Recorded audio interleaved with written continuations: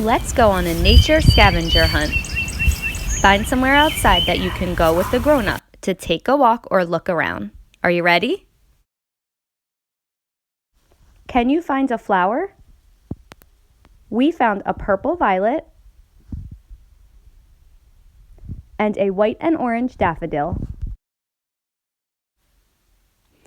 Can you find some water in nature?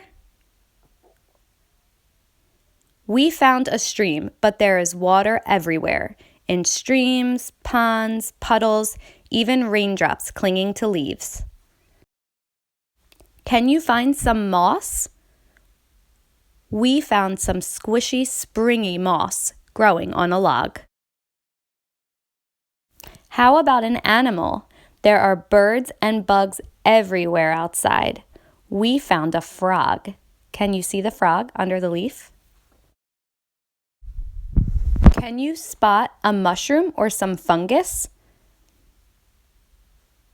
We found 3 different kinds of fungus growing on old trees. Remember, just look, don't touch.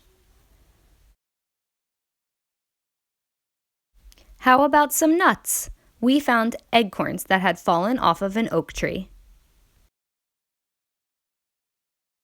What will you find?